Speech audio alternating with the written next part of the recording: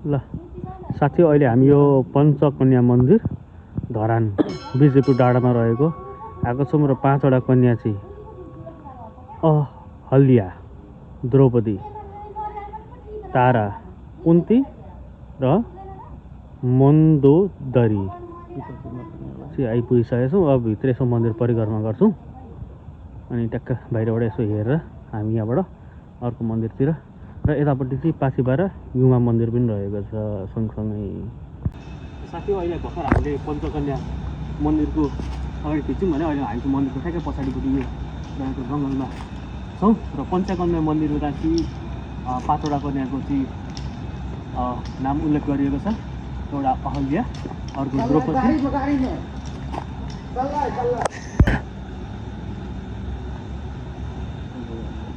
र पञ्चकन्या मन्दिरको कुरा गर्नु पर्दाखेरि चाहिँ यहाँ 5वटा कन्याको चाहिँ जुन विशेषता छ, 5वटा कन्यामा चाहिँ अहल्या अनि द्रौपदी, तारा, कुन्ती र मन्दोदरी 5वटा कन्याको चाहिँ लाई चाहिँ एकै ठाउँ पूजा गर्ने भएर चाहिँ यो मन्दिरलाई चाहिँ पञ्चकन्या मन्दिर भनेको छ। र यो एकदम हरियाली, यो विजयपुर डाँडाको हरियालीमा हामी अहिले यसो रमाउँदैछौँ। ल गाइज, अहिले हामी पञ्चकन्या मन्दिरमा छौँ र हाम्रो साथी हल्केश, हजुरले त चिनिहाल्नु भयो किन भन्दाखेरि मेरो ब्लग पार्टनर एउटा गोप्रो, अर्को हल्केश हो नि त, हो नि। र अहिले हामी चाहिँ टक्क यो पञ्चकन्या मन्दिरको चाहिँ यतापट्टि डाँडामा चाहिँ घुमिरहेछौँ र यो चाहिँ हर्क साम्बाङ सरको एरिया, उहाँको यहाँसम्म पाउँछ यो सबै एरियाबाट हो। हर्क साम्बाङ सरको भन्नु यो बुढा सुब्बा एरिया, यो पञ्चकन्या एरिया, यो भनेको चाहिँ अहिले हामी विजयपुर डाँडामा छौँ।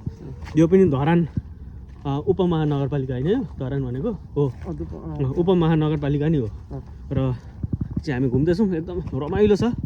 यसो बेला बेला मुड फ्रेस बनाउनको, चिल गर्नको लागि चाहिँ हजुरहरू यो नियर बाई प्लेस अथवा यो प्रदेश 1को कतैतिर हुनुहुन्छ भने, जस्तै झापा, सुनसरी, मोरङ यतातिर हुनुहुन्छ भने चाहिँ हजुरहरू धरान आएर चाहिँ यस्तो ठाउँहरू घुम्न सक्नुहुन्छ। माइन्ड पनि एकदमै फ्रेस हुन्छ। के छ साथी? ठिक छ। अब यो भनेको चाहिँ एकदम मतलब यता मन्दिर छ, यता हामी हल्का नेचुरल ब्युटी धरानको अवलोकन plus nature break. Nature break चाहिँ छोड्नु भएन नि त साथीहरू। दारी पनि हल्का नेचुरल ब्युटीको अवलोकन गर्दै हामी आउँदैछौँ। हल्का दारी पनि ठुल्ठुलो भइरहेको रहेछ। के छ कमेन्ट गर्नु यो कुरा पनि, काट्नुपर्ने कि यत्तिकै छोडिदिनु पर्ने, कस्तो देखिरहेछ। म खासै भिडियोमा चाहिँ आउँदिनँ र आज चाहिँ अलिक यसरी नै मैले गरेको सायद फर्स्ट टाइमै होला र के कस्तो लागिरहेछ साथी हो कमेन्ट गरेर चाहिँ भन्नु होला है त।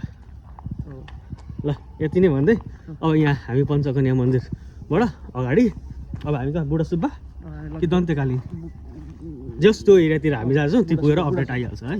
Okay, by by. यतै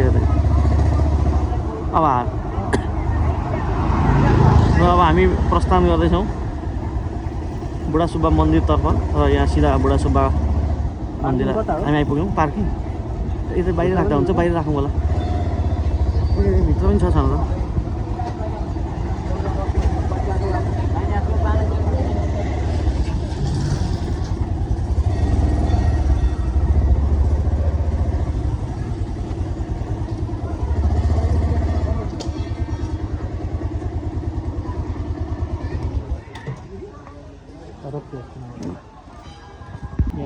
ल साथी, अहिले हामी यो बुढा सुब्बा मन्दिर आइसकेका छौँ र यहाँ एकदम देख्न सक्छ बादशाहको चाहिँ जुन टुप्पोहरू चाहिँ छैन भनेर विश्वास गरिन्छ र साँच्चै हेर्दाखेरि टुप्पोहरू छैन पनि। र यहाँ चाहिँ अब वरिपरि धागोहरू मार्ने गरिन्छ, यसरी धागोहरू चाहिँ बान्ने गरेको रहेछ। यहाँ चाहिँ अब हामी परिक्रमा लगाएर चाहिँ ट्याक्कै वरिपरि यहाँ यो बाँसहरूको चाहिँ यो टुप्पो नि हुँदैन भन्ने चाहिँ अब विश्वास गरिएको छ। यसरी हेर्दाखेरि टुप्पोहरू छैन पनि अब कुनै बाँसहरूको। यसरी चाहिँ यहाँ सबै रुखहरूतिर चाहिँ यसरी यो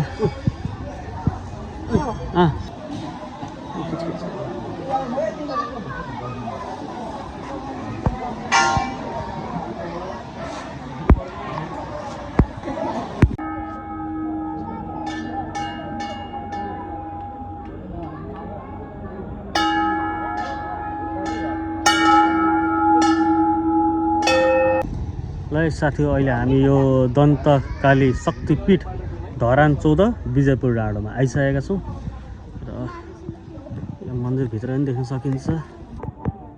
यो टक्क ठुलो मन्दिर रहेको छ।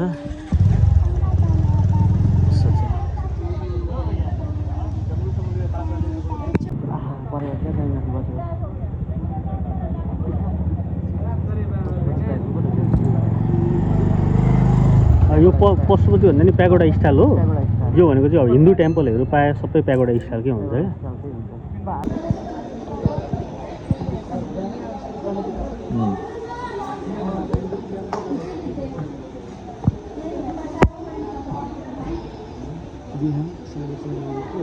मन्दिर एक परिकारमा हामी घुम्ने तरिकाले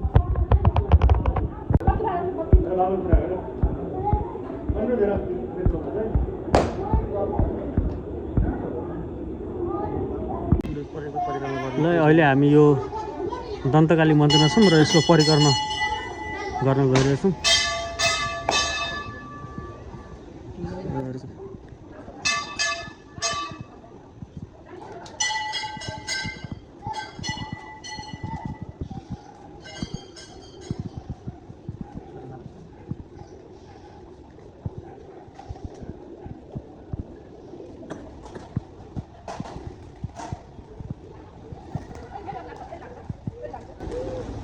घन्टी टेङ्गु भएको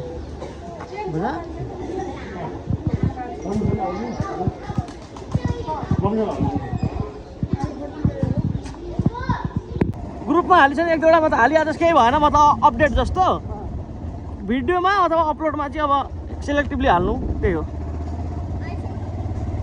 आइफोन 13 यस ब्रो यस आइफोन 13 प्रो चिनिन्छ त्यस्तो। आइफोन 13 प्रो म्याक्स भन्नु यार भाइले कस्तो। साथी हो अहिले हामी यो पिण्डेश्वरी बाबाधाम प्रवेश गर्दैछौँ।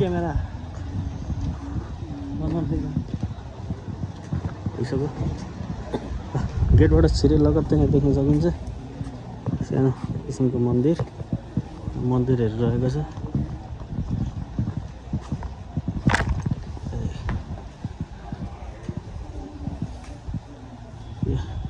चितम्बर बाबा, बागम्बर बाबा पीठ पनि रहेको छ र अगाडि हामी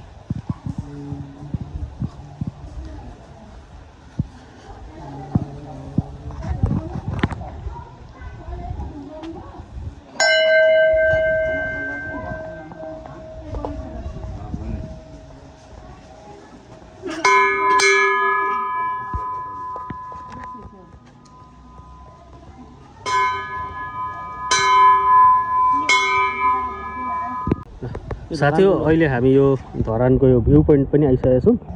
यो यतापट्टि यो पिण्डेश्वर मन्दिर नजिकैको भ्यू पोइन्ट र यहाँबाट चाहिँ अहिले चाहिँ एकदमै फगी वेदर छ। त्यही कारणले गर्दाखेरि चाहिँ अलिकति भ्यूहरू स्पष्ट चाहिँ आइरहेको छैन र यहाँ एउटा पार्क पनि रहेको छ। भित्र चाहिँ ठुलो नेपालको झन्डा दामी टक्क यस्तो दामी हावा चलिरहेछ, फरफर आइरहेछ र नेपाल माता कि जय भन्दै अझै हामी यो पार्कभित्र छिनेनौँ किन भन्दाखेरि हामी एकदम सर्ट ड्युरेसनको लागि आइरहेछौँ र हामीले चाहिँ यहीँबाट यसो भ्लग खिचेर चाहिँ अब यहाँबाट अब हामी बिदा हुन्छौँ। र आजको हाम्रो बुढा सुब्बा मन्दिर फर्स्टमा कुन गयौँ?